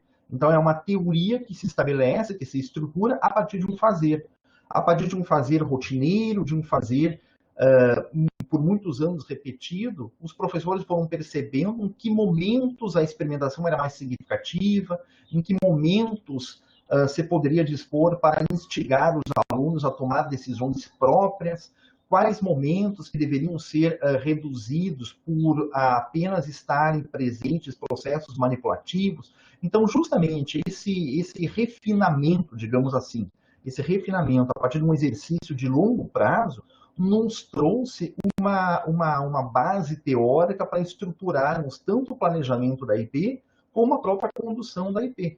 Mas justamente nesse ponto que você colocou, como uma proposta, como uma propositura teórico-metodológica muito aderente a outros olhares, a outras concepções e a outros interesses de pesquisa também. Certo? E assim como uma metodologia ativa, outras também têm isso como pressuposto, bastante articulável a fundamentos teóricos. Nesse caso, fundamentos teóricos com base em uma psicologia de aprendizagem, com base em uma epistemologia das ciências, mas poderiam haver outros fundamentos. Poderíamos buscar uma proposta filosófica, uma proposta ontológica, poderíamos buscar também uma teoria de aprendizagem que se aproximasse mais de uma perspectiva humanista ao invés de cognitivista. Ou seja, todos são caminhos de pesquisa muito importantes e muito propícios a nós também, a nós teremos esse olhar, que possivelmente alguns elementos que eu citei agora, por não estarem presentes no nosso dia a dia, por não estarem presentes por não estarem pelos quais a gente não tem tido contato com eles durante a nossa caminhada, durante a nossa formação, nós eminentemente acabamos não olhando, acabamos não enxergando alguns pontos que outras pessoas enxergam. Isso é muito importante, é muito bacana de acontecer, é muito bacana de perceber que as pessoas vão utilizar de um subsídio, vão utilizar de uma propositura, mas vão fazer os seus olhares e esses olhares vão ser plenamente fundamentados a partir de outras caminhadas acadêmicas e outras caminhadas profissionais que essas pessoas têm. Então, isso é uma coisa bem importante, uma coisa bem prazerosa, utilizando um termo assim bem do nosso cotidiano, bem prazerosa, de perceber em algum momento uma proposta teórica que nós desenvolvemos, que nós denominamos de AIP, está ali preenchendo uma lacuna metodológica de praxis de um professor, que de algum modo está levando esse professor a um convencimento, está levando esse professor a um olhar sobre o processo do ensino, o processo da aprendizagem que ele não tinha. E esse olhar ele é fomentado por um convencimento, e esse convencimento parte da própria aplicação, da própria experiência da IP. Aquilo que você coloca. O Daniel ele está desenvolvendo uma dissertação, fechou uma dissertação aplicando a IP, possivelmente ele está fazendo um mestrado profissional, possivelmente a IP não vai ter fim, não vai ter término no processo da defesa do Daniel. Vai continuar desenvolvendo a IP no seu próprio processo. Em algum momento, entrou elementos contributivos da IP. Ele vai escrever sobre isso, ele vai ficar assim, uma outra questão. Mas ela contribui de algum modo a nos entender muito pertinente. Nós temos que olhar pragmático também na questão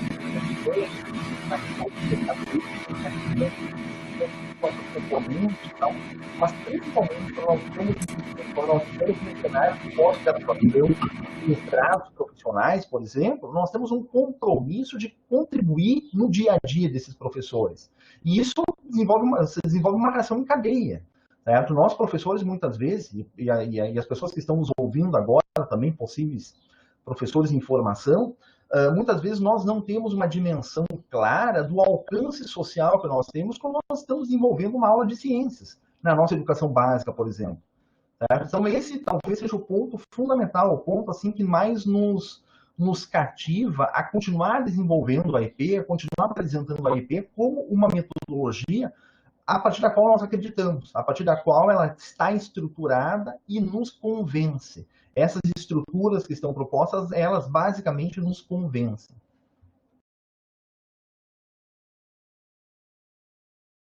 André, esse ponto que você traz, assim, ele é fundamental, né? Porque nós estamos falando para um grupo de pesquisadores em formação, né? São alunos de mestrado, mestrado profissional, são todos professores, né?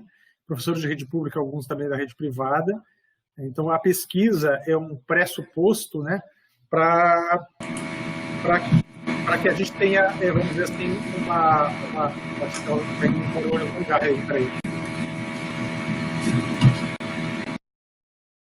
eu acho que é o Sidney, não sei. Bom, a pesquisa é sempre um caminho a ser percorrido, né? A participação nossa aqui hoje ela tem mais um cunho provocativo, né? A pensarmos a questão da problematização das experimentações, né? Ou trazermos a experimentação problematizada para o contexto da sala de aula, né? E articularmos também a IP com outras possibilidades teóricas e metodológicas também, né? Eu coloquei 2 links ali de acesso. Nós temos um livro, ele tem um custo bastante baixo, na faixa dos R$25 a R$30, está disponibilizado pela Livraria da Física e também a Saraiva. A Amazon também tem, se alguém quiser. É o livro Ensino Experimental em Ciências, uma proposta, atividade experimental problematizada, da autoria do André e minha, né? Está à disposição para que a gente possa, além dos artigos, né, ter um texto que dê uma base teórica mais estruturada, né? Evidentemente que a nossa participação minha, tua aqui, André, hoje ela já agradecendo o Sidney também, tem um objetivo muito de colocar a bola em campo, né, como a gente diz, né? Eu estou atendendo um grupo de alunos que está trabalhando com EP, você atende um outro grupo aí no Sul, e a gente tem feito experimentações agora com cruzamento de ideias, né? Eu acho que a proposta seja de trazer essa roda de conversa exatamente para a gente poder trazer assim, um ambiente de discussão, né? Não há nem posicionamento dogmático de forma alguma, até porque quando a gente pensa sobre problemas, esses problemas vão se estabelecendo à medida que também as questões surjam, né? Todos os alunos agora, André, só para te ter uma ideia, os que entraram agora no programa, eles estão com uma disciplina que eles estão construindo seus projetos, né? Então, assim, é um momento muito interessante que o Sidney nos convida para trazer um referencial teórico, uma contribuição, né, da casa, no caso, eu como professor do programa e você também como pesquisador da Unipampa, né? A gente tem, assim, a tranquilidade de dizer que, bom, nós não temos a verdade das verdades, a gente tem uma contribuição a dar a discussões, é isso que a gente espera, né? Comparando com outras propostas que também estão aí colocadas, né? Apresentarmos aquilo que tem sido para nós uma ferramenta de trabalho. A IP para nós é uma ferramenta de trabalho, né, que produz conhecimento e para a sala de aula. A nossa intenção nunca foi que a IP se tornasse uma pesquisa em si mesma, ou uma proposta em si mesma. E, na verdade, é isso que eu tenho feito aqui, né? Eu tenho tornado a atividade experimental problematizada uma ferramenta do meu próprio trabalho na UFES, né? E também, para a pesquisa, uma provocação ao pensar, né? Nunca um fim em si mesma, mas também articulando com outras ideias e trazendo possíveis contribuições ao estado da arte. A gente espera que isso aconteça num tempo oportuno, né? Mas estamos participando desse processo de pensar a química não como algo que se prive, né? Ou que prive o laboratório, o espaço de experimentação, o não acesso a esse espaço para os alunos. Pelo contrário, a gente quer que os professores façam dos espaços de experimentação e criem esses espaços, mesmo quando eles não existam formalmente, como um lugar também de construir ciência química. Eu gostaria de provocar, eu gostei muito da palestra, concordo com vocês que a EP, né, a atividade experimental problematizada, pode ser considerada uma atividade, uma metodologia ativa, né, embora isso é um processo de conquista, porque as metodologias ativas elas vêm todo no bojo de discussão, hoje é muito forte na Europa, e também lá no pessoal da Escandinávia, que também faz parte da Europa, mas é muito forte, né, todos aqueles países lá de cima, e concordo com vocês que eu acho que tem todas essas características, né? Você, na sua fala, você traz aí elementos interessantes para o debate, que é a questão da necessidade, como nasceu a proposta da atividade experimental problematizada, né? Então, você traz aí 3 grandes olhares, né, que serviam como base da teórica, que é a questão de uma teoria de aprendizagem, a questão epistemológica e a própria atividade experimental problematizadora. Então, é uma maneira de que vocês conduzem isso, não é isso? Essa é uma primeira pergunta que eu gostaria de fazer, porque essa é a maneira, porque a atividade em si, ela talvez não daria conta, e ela precisa ter alguma coisa que vai se sustentar teoricamente, que no caso é a epistemologia, e também a teoria da aprendizagem que vai sustentar e justificar, levar isso para a sala de aula. Então, que tudo bem que é uma teoria psicológica e tal, da psicologia, mas é que isso vai permitir ser aplicado na sala de aula, porque a proposta em si, se for só a proposta em si, ela não tem como chegar até a sala de aula. E aí, vocês encontram 3 aportes teóricos, vamos dizer assim, que vão ter confluência e tentar permitir que isso vá para a sala de aula. Não é isso? Mais ou menos isso? Estão me ouvindo? Isso, basicamente isso. Essa concepção também está bem dentro daquilo que nós, dentro do nosso panorama, dentro do nosso posicionamento quanto à EP, Sidney. Mas basicamente isso. Certo? Até com relação à minha preocupação da fala, de que abordava alguns pontos, é que, por exemplo, quando nós abordamos que a EP está estruturada, vai ter 3 elementos de planejamento em 5 elementos, em 5 eixos, numa perspectiva de aplicação, de intervenção. Cada um desses elementos tem um respaldo pedagógico, epistemológico muito definido, muito estabelecido. Então, ele não está ali de modo complementar, de modo aleatório, de modo randômico, muito pelo contrário. Outros elementos já considerávamos importantes, não consideramos mais, porque não tivemos até então convencimento da sua dependência quanto ao processo de condução experimental, por exemplo. Então, a própria IP, ela se estrutura. A estruturação da IP, ela dá conta, na sua própria raiz, na sua própria gênese, digamos assim, desses fundamentos pedagógicos e fundamentos epistemológicos que nós levantamos. Por exemplo, se nós pegarmos o retorno ao grupo de trabalho, que é o terceiro momento lá da intervenção da IP. Em algum momento, os alunos vão desenvolver a IP e vão retornar ao seu próprio grupo para fazer discussões intra o seu próprio grupo.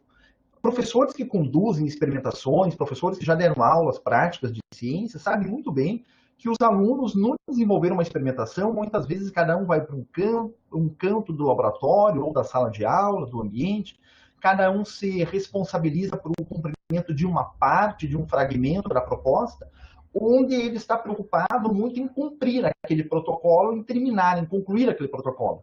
Pois muito bem, isso acontece também na IP, mas o terceiro momento da IP força que os alunos retornem para o seu próprio grupo para fazer uma discussão intra-grupo de trabalho e verificar, bom, agora vamos ver o seguinte, eu fiz isso, você fez aquilo, você coletou tais valores, o que isso significa? A que ponto isso pode ser articulado, esses dados podem ser transformados para solução, visto que nós vamos ter que apresentar para o professor e para os alunos uma solução ao problema. Ah, eu não entendi isso, era para acontecer, era para ser encontrado tal valor, eu encontrei outro valor. O que isso significa? Ah, significa que eu fiz errado. Mas o que é fazer errado? Então, fazer errado é porque eu tenho uma expectativa. Então, isso gera uma discussão que muitas vezes sai daquela esfera da programação. E isso, se nós pensarmos no elemento epistemológico, por exemplo, se aproxima muito de uma proposta kuhniana de uma ciência construída a partir de paradigmas muito próprios à cultura, ao posicionamento de um determinado grupo de sujeitos. E os nossos sujeitos no cenário do laboratório são os nossos próprios alunos, são os nossos 3 alunos ou 5 alunos que compõem um grupo e vão ter que chegar num argumento de convencimento coletivo nesse grupo que eles estejam confortáveis, que eles estejam confiantes para apresentar para o grande grupo. Então, esse elemento exemplifica um ponto que está muito presente numa epistemologia contemporânea, que é aquela ciência não presa a verdades, mas aquela ciência muito pautada pela possibilidade de convencimento que um grupo consegue levar a outro.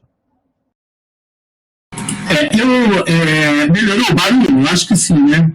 Então, dentro dessa proposta sua, eu concordo plenamente. E aí, você viria... Vou fazer uma provocação para pensar. Você viria a possibilidade de ter uma atividade experimental problematizadora, vigostiana ou freiriana? Essa é uma provocação. Teria uma, porque alguém que vai sociocultural, toda essa sua discussão, toda a discussão foi toda muito voltada para o cognitivismo, né, pela questão do Ausubel, Novak, né, Moreira, então, todo um aporte teórico cognitivo, né, que é dentro da linha cognitivista, né. E aí eu tenho uma provocação. Será que poderia ter uma atividade experimental problematizadora vigostiana, né, dos russos, ou uma atividade experimental problematizada, né, de Paulo Freire? Essa é uma pergunta que eu faço. Os 3 momentos pedagógicos é mais ou menos, só que não é problematizada, é problematizadora, né? Mas, enfim, como que a gente poderia estar vendo essa possibilidade? Você falou da possibilidade de ter outras teorias cognitivistas, né? Outras teorias de aprendizagem no processo. Eu vejo com bastante plausibilidade essa questão, professor, visto que justamente essa leitura que é feita com base nos pressupostos cognitivistas e não interacionistas e não humanistas, por exemplo, é uma leitura muito própria de nós, muito própria da minha trajetória, da trajetória do Paulo, mas como uma metodologia, ela é plenamente aderente a outros embasamentos. Tá? Se nós pegarmos, por exemplo, a questão vigotskiana, uma questão mais interacionista, plenamente possível nós fazermos defesas que o conhecimento vai ser produzido, vai ser desenvolvido no contato, na interação entre os próprios alunos, na interação entre um aluno com o outro, entre o aluno e um professor, quando o aluno defende os seus argumentos frente a outros argumentos do professor, então aí eu já entraria num mundo mais interacionista, mais vigotskiano, já entraria num outro eixo sociocultural, mais sociocultural. Exatamente, voltando para Fabiani, por exemplo, os momentos de Fabiani, as próprias etapas da educação problematizadora, Ou seja, são outras leituras que são plenamente viáveis, e eu vejo elas com bastante conforto com relação a isso. Por ser uma metodologia, e uma metodologia por si só, ela tem, digamos, várias possibilidades de aplicação. Nós vamos fazer uma leitura aqui, por exemplo, de uma metodologia voltada para... Vamos pegar um exemplo, assim, bastante aderente à caminhada do Paulo também, os mapas conceituais, uma metodologia de ensino que surge a partir de um embasamento cognitivista, tal. Ele é uma metodologia plenamente utilizável e relacionável a outras linhas de pensamento. Por que não? Por que não? Justamente a abertura da IP, ela vai nessa linha teórica. Neste momento, ela é fundada numa base epistemológica, cognitivista, específicas com relação a Novack, com relação a Alsop, com relação ao Thomas Kuhn, mas por uma questão de contingência. Basicamente por uma questão de contingência, uma questão de convencimento próprio das pessoas que, num primeiro momento, cunharam um determinado termo, uma determinada proposta, sob esse viés. E, aos poucos, essa proposta foi ganhando corpo, foi ganhando consistência. E gostei muito quando você mostrou aquele sequenciamento de ensino e falou da possibilidade da aplicação, acho que foi mais o Paulo que falou isso, da aplicação em outros contextos que não só o do ensino médio. Esse é um grande problema hoje que a gente vai ter que superar com a BNCC. A BNCC vem hoje, que fez uma revolução, tem coisas que realmente não melhoraram, mas tem coisas que melhoraram bastante, como, por exemplo, a desbiologização do ensino fundamental. Eu acho isso muito rico. Bom, pelo menos o que está escrito. Entre estar escrito e chegar na sala de aula é uma outra discussão que a gente vai ter como, digamos, desafio, e como que essas coisas vão ser conversadas entre química, física e biologia no ensino fundamental com a maturidade dos municípios, né? Porque hoje a gente tem feito uma revolução. De 10 anos para cá, os mestrados profissionais, os mestrados em ensino, hoje a área de ensino tem quase mais de 200 programas, e isso fez uma revolução no Brasil, sem dúvida nenhuma, de tal forma que os municípios hoje estão repensando uma série de coisas. A BNCC vai ser um outro fator que vai contribuir por esse processo aí, acredito eu, porque ela transforma a lógica de ensino, vai manter uma parte que é tradicional da forma que está, mas você tem uma outra parte que vai ser obrigatoriamente dialogada, física, química e biologia, no ensino fundamental e no ensino médio. E atividades como essa, a química, ela vai comparecer tanto no 6º ano, 7º ano, 8º ano e 9º ano. E não só no 9º ano, como está agora, hoje, né, no currículo tradicional da maior parte dos municípios do Brasil. E eu acho que essa coisa da experimentação, e eu concordo com a sua fala inicial, não dá para a gente aprender música sem tocar o instrumento. Não dá para a gente aprender ciências da natureza sem fazer experimento. A gente tem que fazer, tem que ter algum tipo de empirismo nesse processo para ajudar a compreensão dos fenômenos, né? Então, eu penso que a EP pode vir e contribuir bastante nesse processo. O que vocês acham disso? Você e o Paulo, o que vocês acham, André e o Paulo? Particularmente, assim, eu vejo, até por trabalhos que a gente está realizando hoje junto com a Fabiana aqui no Profic mesmo, né, nós estamos elaborando algumas práticas, né, que envolvem esse olhar mais macro, né? Não dá para a gente pensar a química fora da área que ela está localizada, como ciência da natureza. E, evidentemente, que ela está articulada como um todo, né? Pela nossa formação mesmo, né, a gente já entende isso, e por aquilo que a própria BNCC aponta, não há como nós fugirmos do fato de que, bom, nós temos que ser químicos pensando a educação de um modo globalizado, né, no sentido de que, bom, nós estamos dentro de uma área que dialoga com outras áreas, né, nesse conjunto, nessa articulação, e aí eu vejo, por exemplo, o trabalho que o Daniel vai apresentar segunda-feira, no dia 28, né, já deixamos o convite aqui para todos, às 13h30, é um pouco isso, né? É trazer a bola para o jogo, né? A gente deixar a química realmente caminhar e olhar com outras coisas. Inclusive, a Raquel, que estava aqui participando com a gente, está orientando o trabalho, assim, que traz esse olhar mesmo sobre, por exemplo, as questões problema. O problema que o Daniel trouxe foi a questão da merenda escolar, né? A merenda escolar hoje que é um problema presente, né? Porque os nossos alunos hoje eles não têm uma alimentação adequada, carregada em químicos, em produtos sintéticos. É quase uma questão controversa. Veja bem, então, assim, você traz uma provocação, Sidney, que é a questão da gente dizer, bom, nós partimos do cognitivismo, mas ficamos nele? Claro que não, né? O trabalho, por exemplo, que a Carol Bakhtin fez quando discutiu, né, a articulação entre a aprendizagem significativa e o CTSA, inclusive foi com a participação da Manu na banca, nós tivemos um embate teórico bastante denso, né? Mas, por exemplo, assim, quais eram os pontos de convergência? Os de divergência a gente já conhece, né? Os de divergência, todos nós temos a ciência de que, bom, as escolas estão aí, o cognitivismo é um deles, o linguanismo é um deles, né? As perspectivas a gente conhece, mas quais serão os pontos de convergência? Porque esse é um ponto que a BNCC nos força a pensar, né?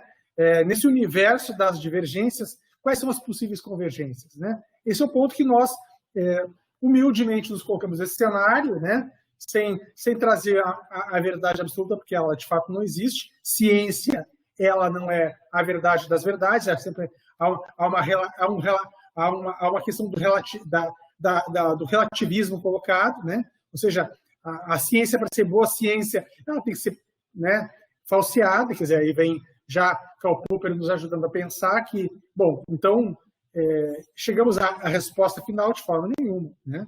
São perspectivas, né? As escolas, né, estão aí colocadas, a gente se apropria das boas coisas que elas trazem como contribuições, mas eu sempre tenho me colocado numa posição muito heterodoxa, né?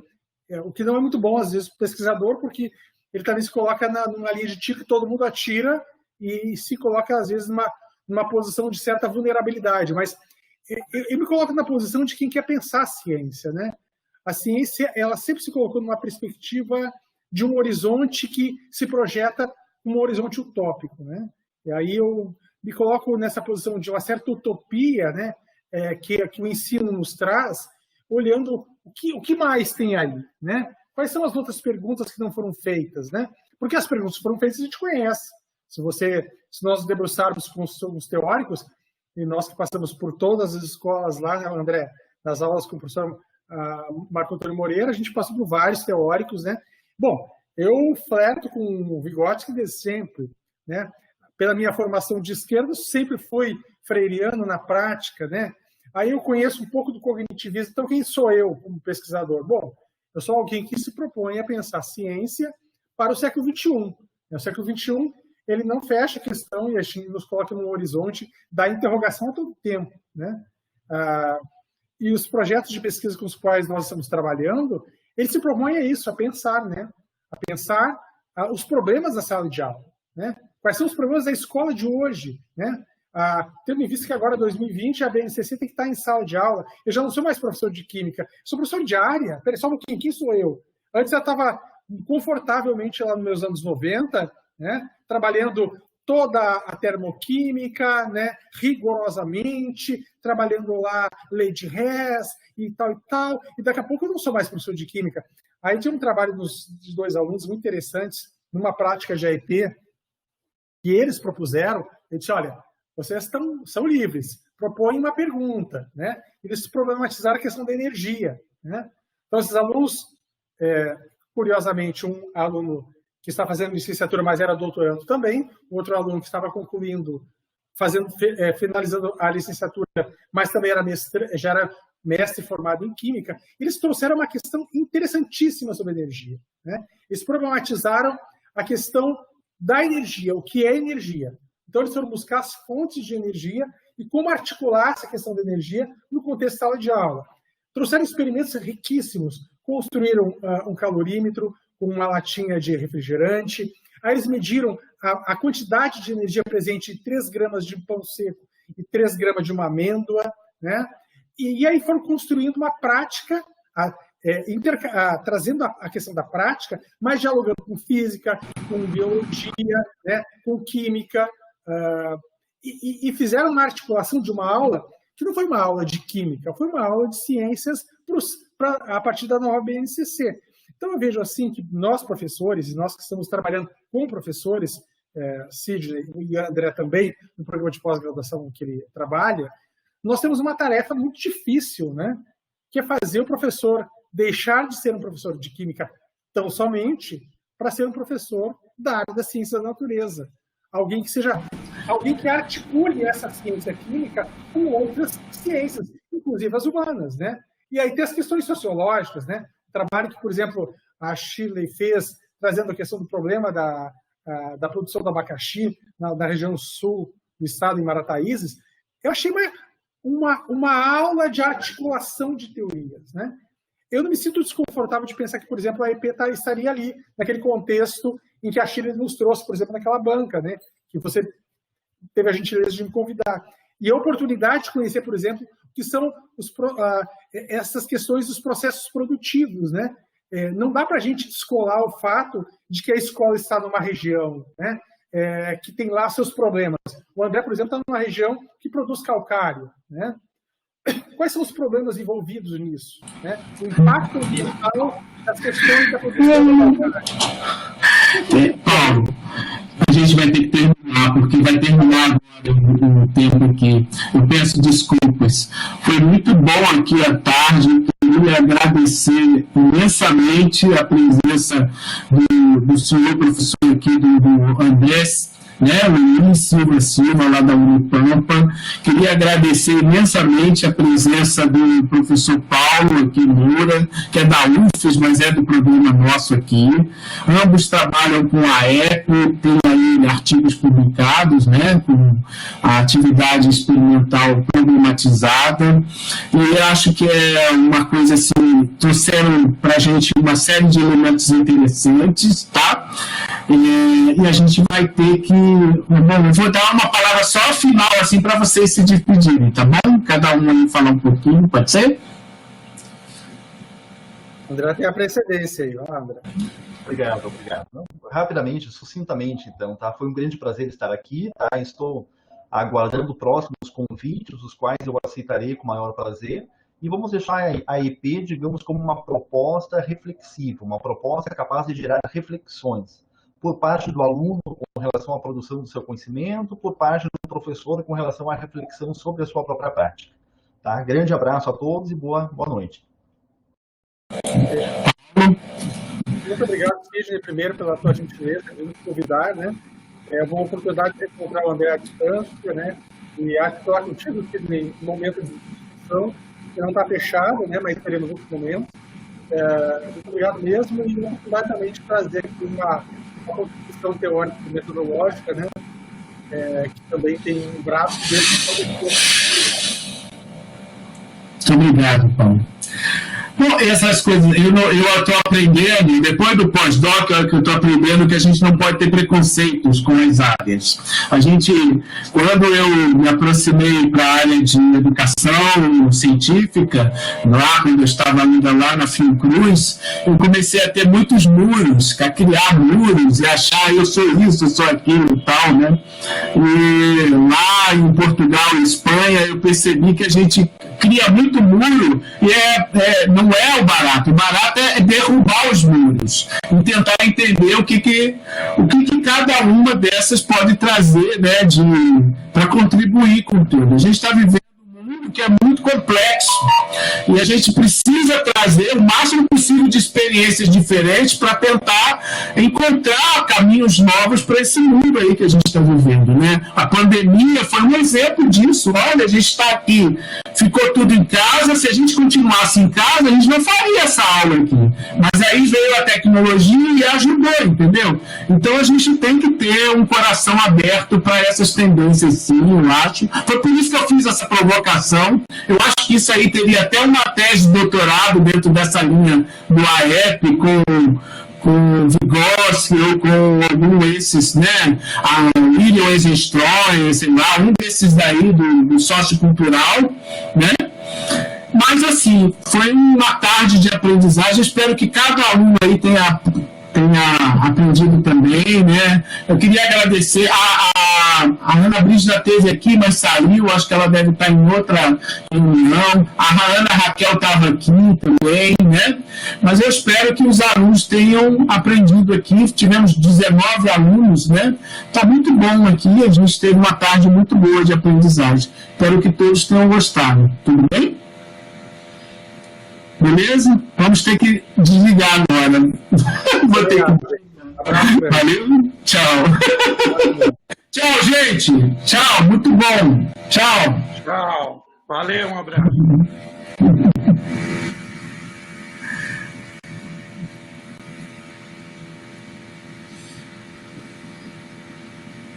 Vou ter que desligar.